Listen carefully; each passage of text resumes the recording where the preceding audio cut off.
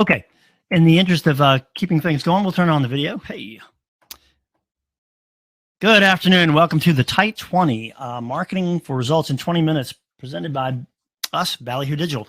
You can see one of the little things that we've got here, a little technical challenge. I've got this lovely green halo, which is, I have a green screen behind us, behind me here, and that is obviously it's conflicting a little bit with the image background, but hopefully that won't be too distracting. We're going to have a presentation here, a slide presentation momentarily, and so then you won't see me very much anyway. So just again, double check everybody can hear us okay. Give us a little thumbs up or something in the chat, and make sure that we're seeing everything correctly. Well, I don't have any thumbs downs, so we're gonna move forward. So today's episode this is episode 16 of the Tight 20, and this is a success on Facebook and Instagram. So our last episode of the Tight 20, we talked about social media as in the broad concepts, about all sorts of platforms in general, and what they're best used for, and how we can get them the most out of social media in general. So this time we're gonna talk a little more in detail about Facebook and Instagram. And all right, hopefully everybody can see this as well. Let's see. So let's talk about Facebook first. Why do you want to use Facebook? Well, it's the biggest social media platform in the country and really the world, honestly. About 240 million users just in the U.S. Now, whether or not these are all active users, Facebook is not going to be 100% forthcoming, but you can see that's a pretty large number. That's about a little more than 2/3 of the United States has a Facebook account, apparently. So, it's a good place to be if you're trying to get a message out to a lot of folks. These are some other statistics based, we had these on our last episode of the Tight 20. More than 50% of Facebook users are 35 plus. Just over half are female, a little under half are male. And there's equal representation across all income levels. Now, all of this is important because obviously you want to go where your audience is. If your audience is 15-year-olds, Facebook is not for you. If your audience is 25-year-olds, you might want to think about it, whether or not it's worth the effort. If your audience is 35 and up, well, they definitely want to be there. So again, it does skew a little bit older, and that's fine. Just make sure you know what your audience is.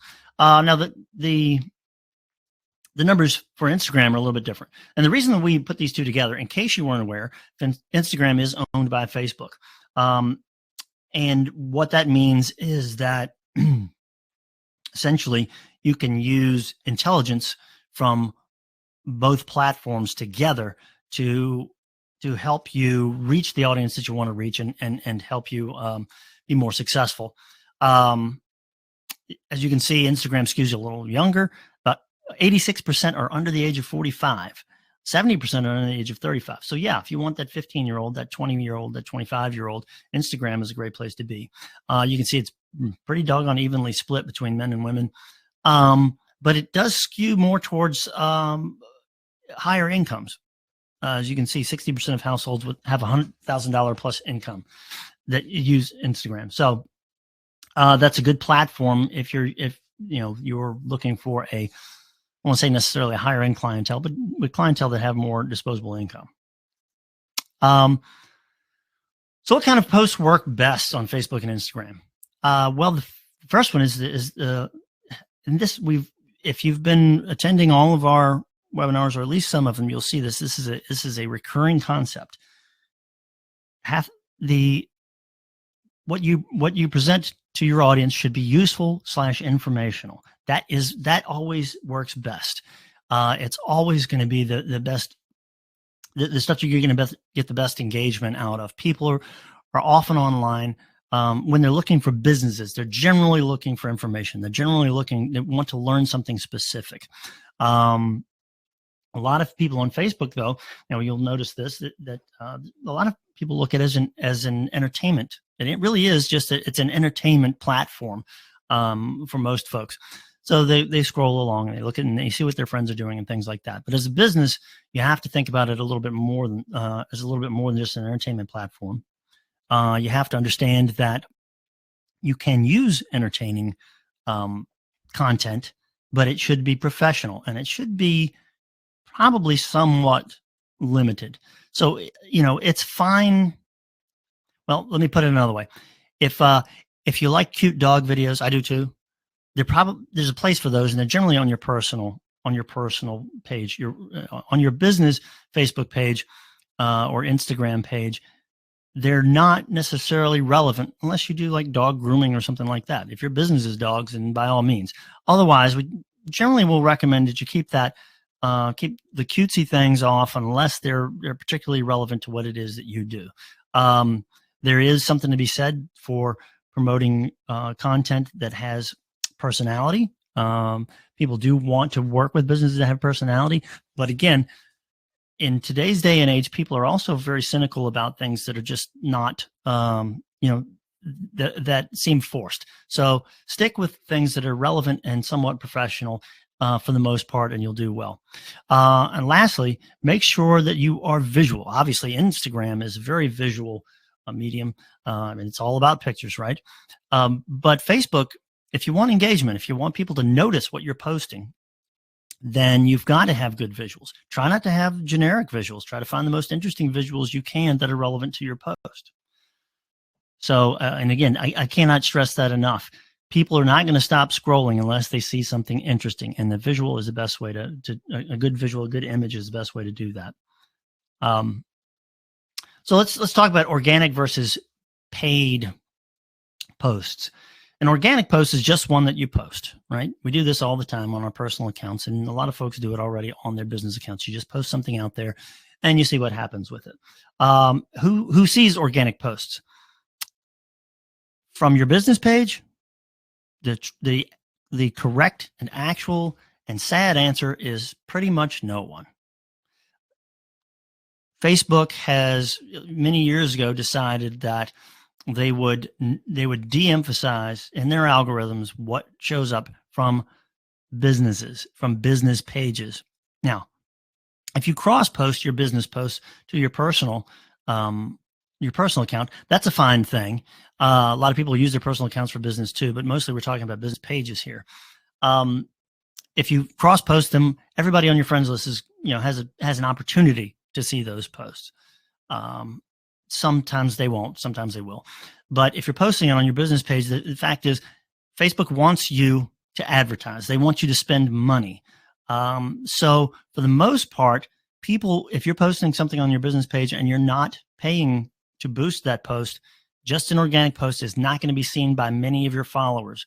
Where it will be seen is if you've created a community based around your company where people actually go to your company page often and they may scroll your wall.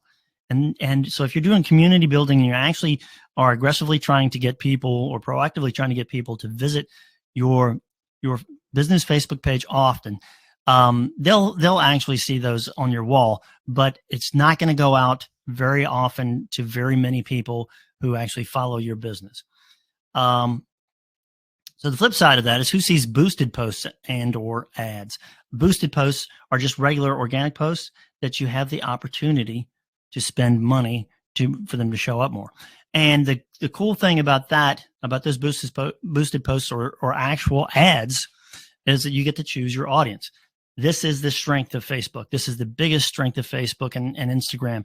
They have so much data and information that you can fine tune your audience pretty well, better than most other platforms, to get directly to the folks that are most likely to be interested in what you have to sell. So in audience targeting, you can target demographically. You can choose age, by age, gender, income, lots of other things like that. Geographically, very important if you're a smaller local business.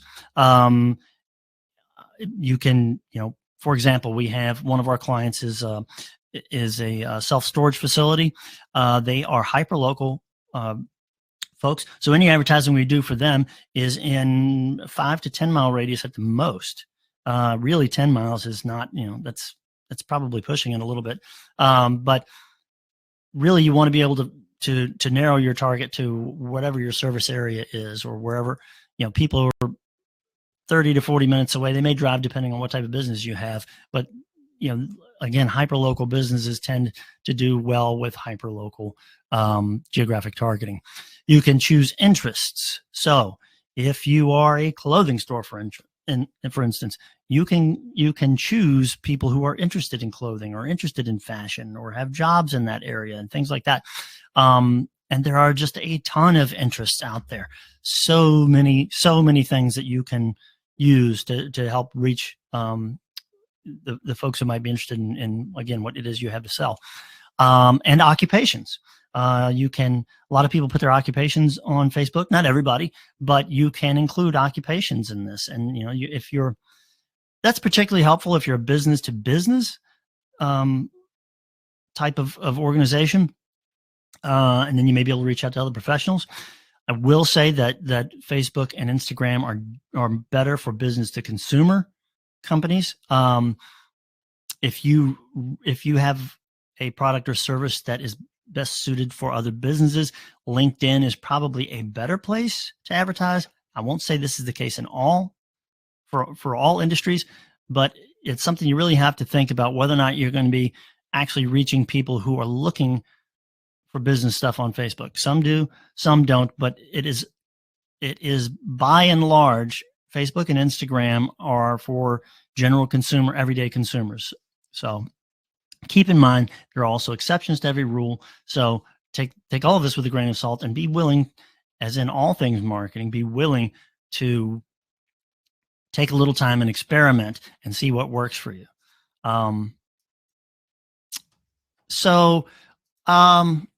Another thing that actually, I think we might be a little out of order here. Let's back up.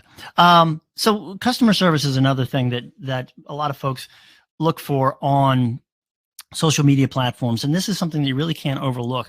Even though this is not directly a marketing function, it will help you sort of brand your company and not really get the word out about you, but let people know how you do things. Like I said, a lot of folks are going to reach out to social media, to Facebook, to your account on Facebook and say, hey, I've got an issue or I've got a question.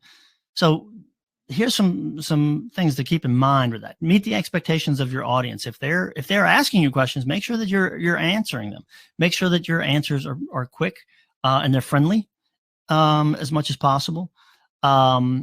Direct them offline if necessary. So if someone has a more challenging question or a more challenging scenario than is probably practical for conversing with them on one of these platforms, send them, see if you can get them offline, see if you can get them to, obviously provide their phone number or another way that you can contact them and call them or meet with them or what have you, so that you can have a little more detailed discussion about their needs and hopefully be able to address those. And address, this is a really important one, address criticism publicly. You will be, if you are doing business, if you're doing a good volume of business, you're going to be, at some point, you're going to be criticized publicly. So on social media, on Facebook, on Instagram, someone is going to say, well, I had a bad experience, blah, blah, blah. The best thing to do is to address it in that forum. You want anybody else who might see a post that has a criticism, you want those other people to see that you are responsive to criticism, that if someone had a bad experience or less than ideal experience with your company, that you care about that. And that's again, that's more of a branding thing than necessarily a specific marketing thing, but it's super important. And we feel like it should be mentioned because, again, there are a lot of folks out there who are not going to pick up the phone and call you if they have a problem. They're not going to send you an email. They're going to reach out to you through their favorite social media platform. And you should be prepared to meet them on their own turf there. So let's see. So analyzing results. Actually, you know what? I'm going to go back here for a second, and I apologize. We're a little out of sorts here. How do you? We're going to jump to a little screen share here, because a lot of folks, what we haven't talked about is how do you create ads and things like that. And I want to just give a very brief example. There are a lot of different ways to create ads on Facebook and on Instagram, and I'm going to show these to you right here. I'm going to assume, for the sake of argument, that you're going to be doing both at the same time. You probably should, but you know, if you what we'll start with is Facebook here, and let's see here. All right, hopefully you guys can see the screen share, and this is the Ballyhoo Digital page. So if you come to your manage page section, there are a million things that you can look at here. One of them is the Ad Center. Well, before we go to that, you can see there are a number of different ways. Facebook is always giving you these opportunities to promote, which is basically to advertise. They call it promoting. So you can click here to promote something. You can click here to promote a website. You can create posts here. This is obviously on the regular page. If you have a post like this one we're showing, you have the option to boost the post. All of these things are ways to advertise. I'm clicking on boost post here just to show you what happens as it loads here. Bear with us for just a second. You know, this is probably the easiest way to do an ad. Honestly, you've already created the post and you say, oh, okay, well, I want more people to see this. Now you've got a lot of other options here. We're not going to go into all of these in detail. Again, this is the Tight 20, and we try to keep it a little short, even though it feels like I'm going to be running long today. But you have a lot of options here. You can create different buttons here for folks based on the post. If you have a special ad category, you can see that they have special requirements for any of these categories of advertising. So if you're a real estate agent, for example, you're trying to do something on housing, there are things you have to know, and there are certain things that you won't be allowed to do for equal housing opportunities. But you can see there are a number of different things that you can do. This is where you can change your audience. You can see that we have some sort of sample audience details in here. We've got this one set for, particular geography, age, the full age range. People who have these interests, Sofa Workshop, Dwell Magazine. All of these things are potential. They will narrow a particular target. So you can do more. You can play around with all of this stuff. Important here, schedule and duration. How long do you want to run these ads for? You can run them for as long as you want. And you can decide on what your budget's going to be. So this is, we've chosen a total budget of $14. And of course, as you shift that, it will shift your estimates of how many people you're going to reach per day, and again, there's tons of other options within this. And we're going to go back because we're not really going to use this. But I'll show you another way that you can do advertising here. And again, as you may have noticed, you can advertise cross-post things from Facebook and to Facebook and Instagram from the same platform. All right. Another thing, you've got here the Meta Business Suite. We'll go to that in just a second. Because I want to show another thing here. This is another way you can look at things. Insights, if you haven't looked at Insights, and we'll touch on this again in a moment, this is one of the ways that you can measure how many people are reacting with your page or interacting with your page, your business page. And from here, you can also, there's another option to see your posts as well. Again, apologize for the slowness here. The video is taking up a bit of our bandwidth, but as soon as we get this loaded, I'll show you that there are some other options here. So tons of things and tons of data in here. What I'm talking about specifically here, you can create posts from the insights. You can see your posts and how they've been doing, and you can boost your posts right here from within the insights. The Meta Business Suite is if you want to get a little more serious about your advertising, and then you've got even more tools that are available to you here, and this is an example of this. You can really start to categorize the types of ads that you want, put them in different campaigns, and then subcategories of things, and really start tweaking.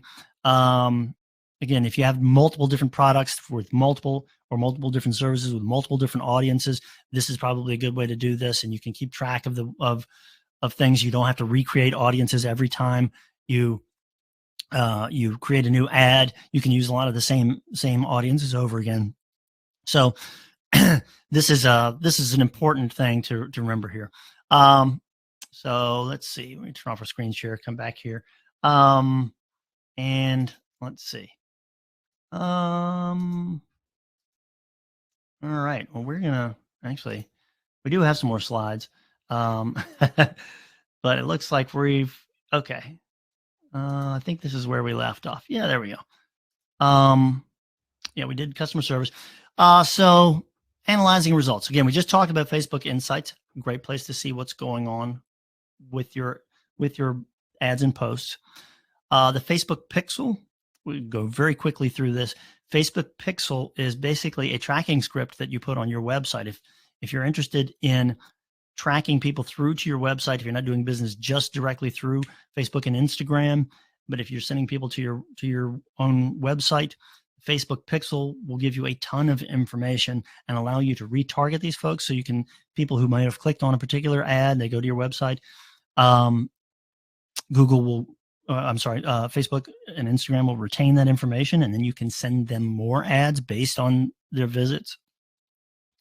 The Ad Center and Business Suite, again, we just showed you those things where you can get lots of statistics and numbers, and be able to measure how successful you're being with those things. And then, of course, there's Google Analytics. It goes way back to the beginning of the Tight 20. We did a whole thing on Google Analytics, but we highly recommend that as well. Google Analytics will give you some different numbers, including where people spend their time on your website once they've come from an ad, how long they're on your website, what they're doing there. So those are some of the biggest things that we can that you can use to determine whether or not you're being successful on social media. And we really think that this is one of the biggest challenges that a lot of folks have, I think, with social media.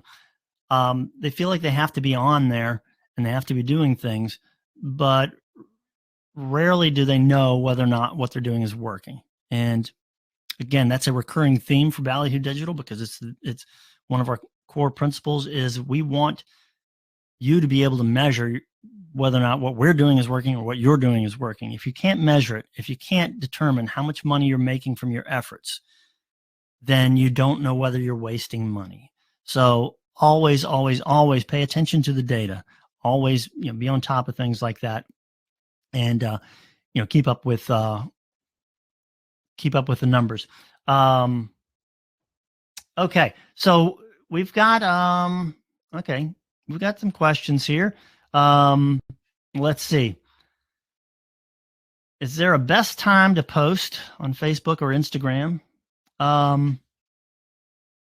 Sort of.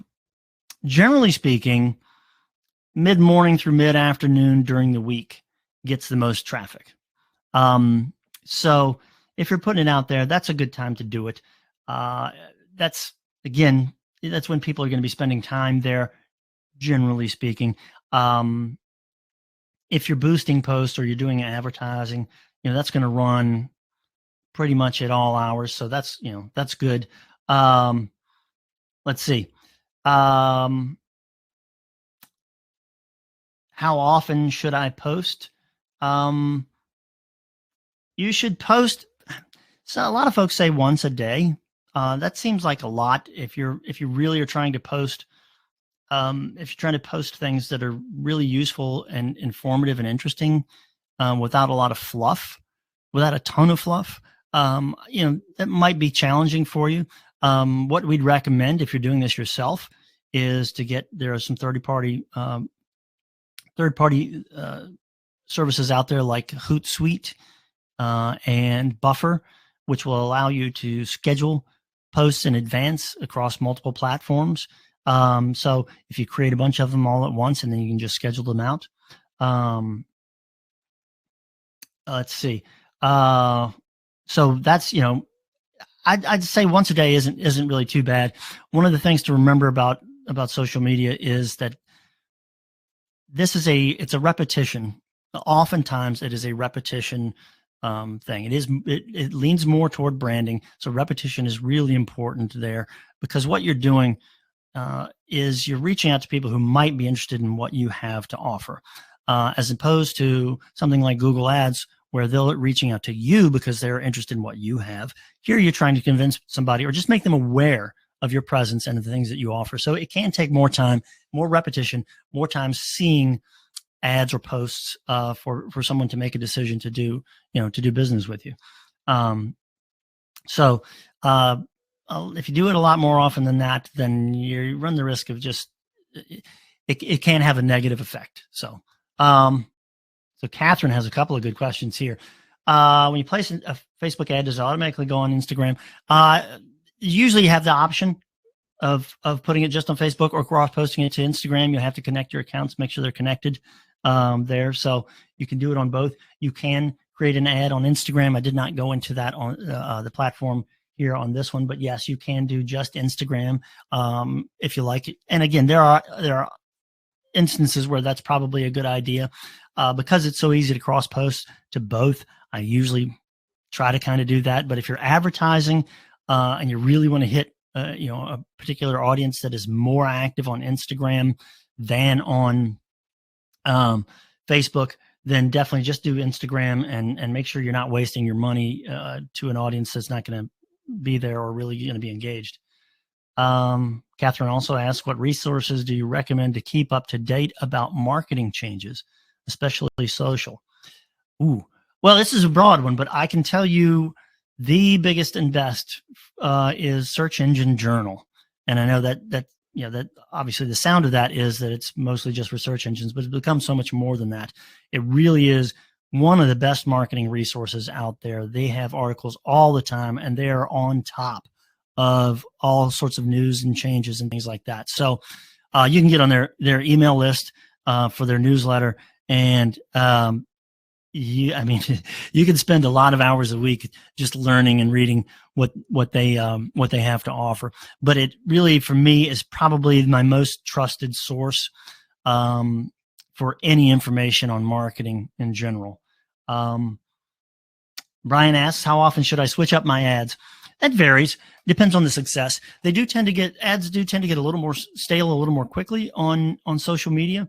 I usually start about once a week and kind of see, once you start running it and you can start seeing where the drop-offs are, you might get a better idea of when to change them out. Again, just remember that they tend to get stale more quickly. People want to see new and interesting things. And, if there's something they've seen a bunch of times, they're going to scroll right past it. So just remember that, that's the freshness you have to keep in there. So put the ads out there, think about a week, but keep an eye on the numbers, see where the drop-offs are, and play around with it a little bit. And all of this can be based on your industry too. If you're a restaurant, for example, and you want to make people aware of your daily specials, what's a daily thing, right? I mean, you got to change that up every day. So, think about your audience, think about what it is that you're promoting, and pay close attention to the numbers. Catherine says, would you say organic posts for business are pointless? That's such a clear-cut line there. I don't know that I would call them specifically pointless. Again, going back to what I was saying in the beginning, if you have people that come to your specific Facebook or Instagram page, to your business page, to frequently, they may scroll your wall and see the things that you've posted there. But if you're counting on people who follow your page or who like your page to see your posts, if it is from your business account and you're counting on them to see them, they're not going to. Let me show you here. reached 23 people.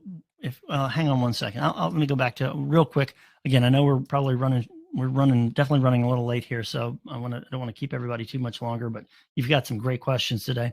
Let me share the screen again.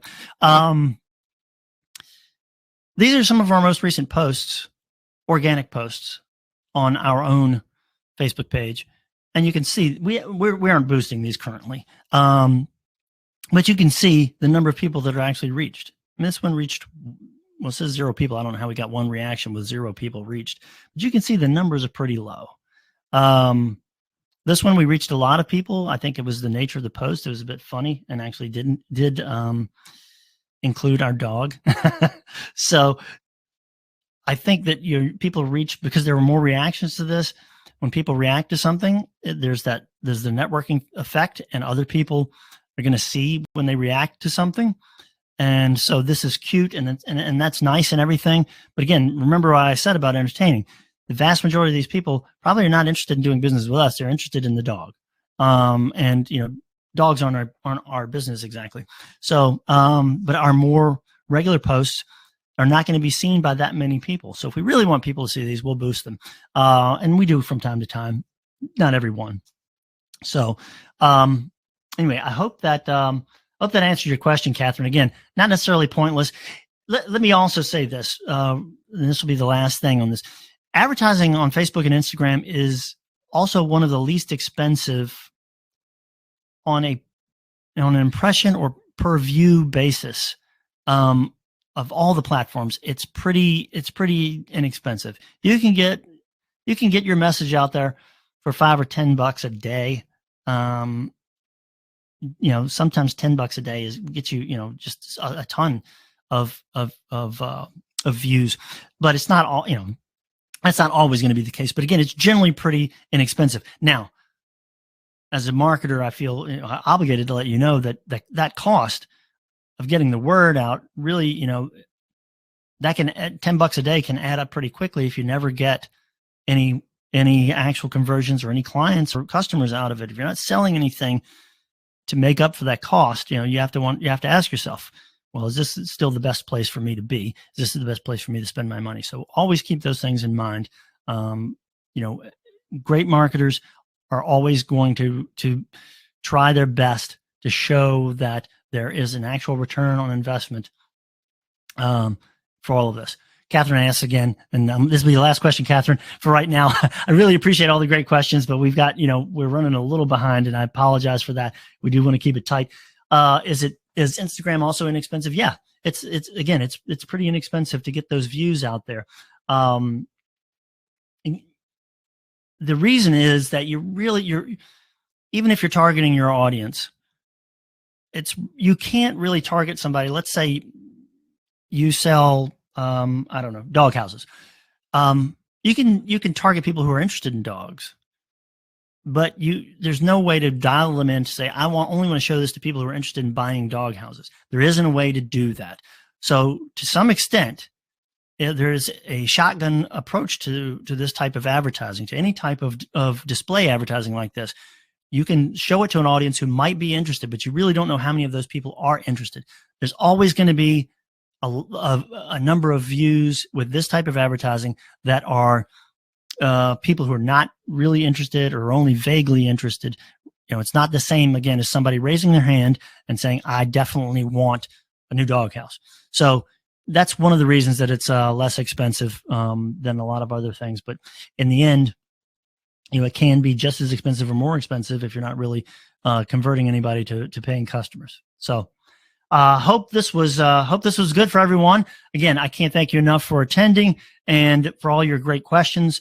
We're going to come back in about 3 weeks, I think, and we'll have the next episode. I think we're going to do we're either going to do Twitter or LinkedIn on the next one.